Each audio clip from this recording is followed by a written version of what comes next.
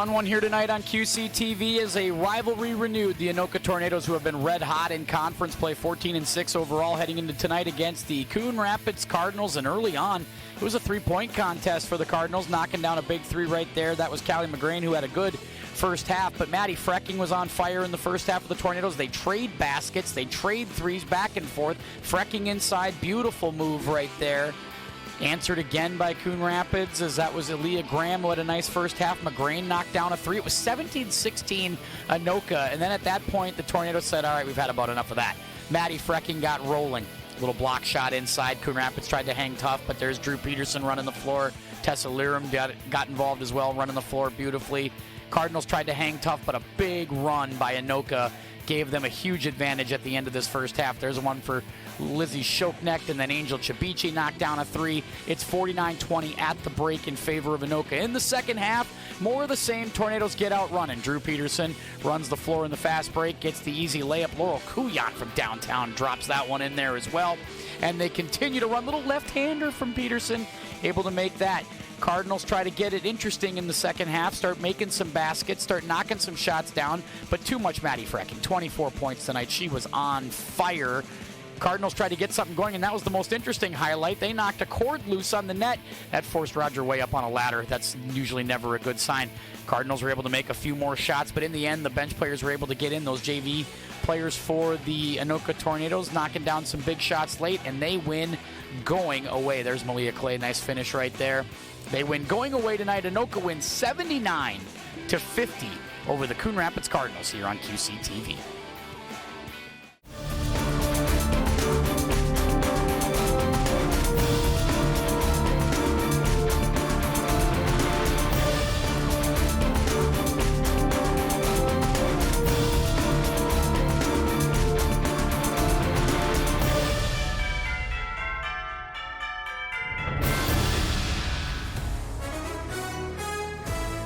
QCTV, Champlain Park hosting Blaine, and it was a hard-fought defensive game all night tonight.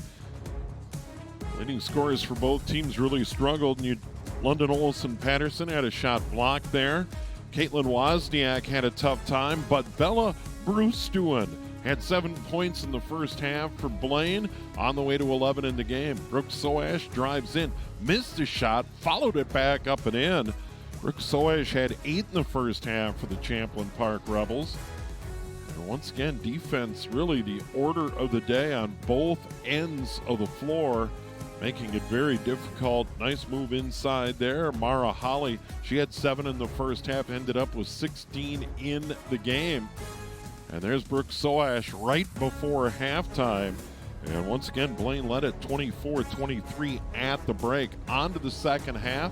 Soash, good feed into the corner. London Olson Patterson, she had 2 made threes, on the way to 10 points in the ball game for the Rebels tonight. And then Erin Kaluza knocks down a shot there. Kaluza had 8 in the ball game. Bruce doing again down low. She ended up with 11 points in the ball game. They were led by Mara Holly with 16 tonight, and Blaine goes on to the victory, the final 56-44 here on QCTV.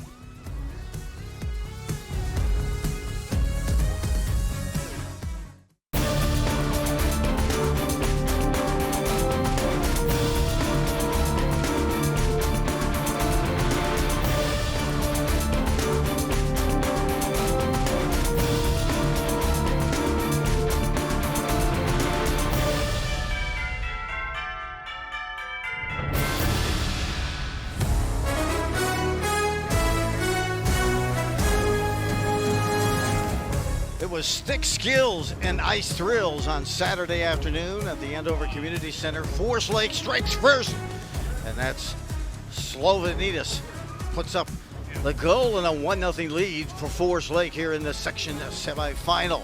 Huskies would try to counter as the two teams continue to flow and have some active play on the ice. Taking a 1-0 lead to that first intermission was Forest Lake. The Huskies tried to get back in it, but a hot goaltender on the afternoon of Taylor Thompson, stopping everything, as did Hills for Andover there. They continue to battle. Finally, the Huskies get a chance, believe it or not, on the penalty kill. They cycle. They set it up. Shot from the dot. And Schreifels, Taylor Schreifels, ties it up on a shorty. In that second period, we're tied 1-1 as we head to the third period. Still, the shots continue to expand and going. Traffic in front.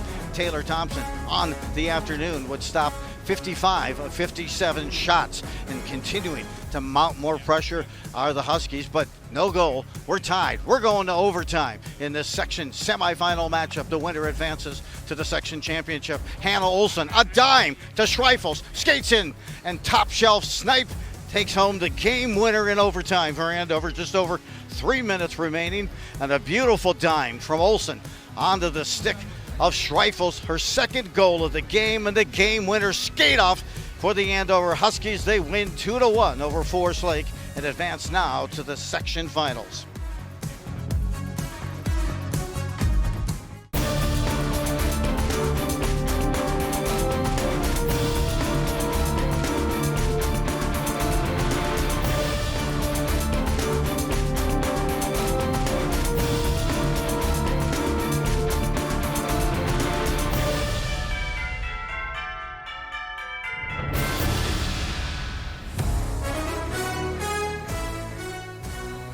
Basketball action coming at you on QCTV Sports on Monday night. It's the Huskies hosting the Roseville Raiders, taking on the Suburban East opponent are the Andover Huskies. Early in the first, it's Mila Evers from outside. She drains the three. She had 5 points in the first half, but then Mira Jackson, she answers for the Raiders.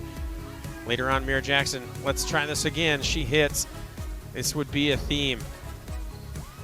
Maddie Sundberg with a hand in her face. She hit 4 threes in the first half. And as a team, they hit 10 threes in the first half. Kiana McGriff led all scorers in the first half with 16 points. Logan Miller, she works down low. Ava Shaw. And then as time winding down, Elena Soliano makes the three, puts the Raiders up by 17 at half, 47-30 with those 10 made threes. Logan Miller goes inside-outside. She finds Ellie Fields trying to bring the Huskies back in it early in the second half. Fields went on a run. Here's an opportunity from outside. Mila Evers getting hot. Mira Jackson then with some nice moves inside with the right-handed scoop. Fields goes to work, tries to get an and one. She does. Goes to the line for the other one, and then later in transition, it's Fields again. She finished with 11 all in the second half, but it's not enough. The Huskies fall here tonight by a score of 77-65. The Raiders defeat the Huskies. Huskies fall to 11-12, take on Anoka tomorrow night.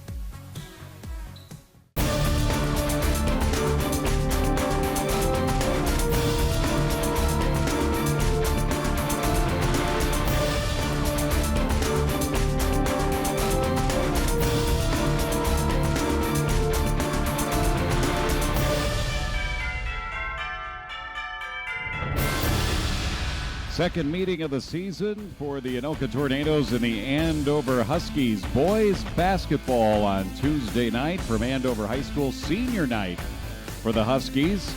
And the seniors got involved. First of all, Anoka. Dre Ellis, who's a junior from the corner, was heating up early. Trey Borchers with a right-hand fingertip roll in the and one. Kopetsky back in the lineup. Alex Kopetsky playing in his first game since January 9th. And then Caden Raisler on fire in the first half for Andover. 17 first half points on 5 threes. You see Levi Strange hitting a three. There's Colton Miller. And then this one from NBA range from Raisler, who was feeling it. But Anoka kept it somewhat close in that first half. Raisler with a good look underneath and Miller with a layup. But Anoka was down by 10. Andover had a 48-38 lead at halftime. But Anoka turned up the defense in the second half. There's a steal and a bucket by Dre Ellis. Then a three by Dre Ellis. Ellis finished the game with 22, 12 of them in the second half. Luke Fenton keeping Andover in it with a layup there. Luke Fenton had a team-high 21 for Andover as they hit another basket there. Here's Fenton with a three from the corner. He drains that. But the big turnaround in the second half was the defense of the Anoka Tornadoes. And Bakit with a couple of baskets there as well. Number 5 finished the game with 7. But the turnaround in the second half, Andover led by 10 at halftime, but Anoka outscored them 49-31 in the second half for an 87-79 Tornado victory.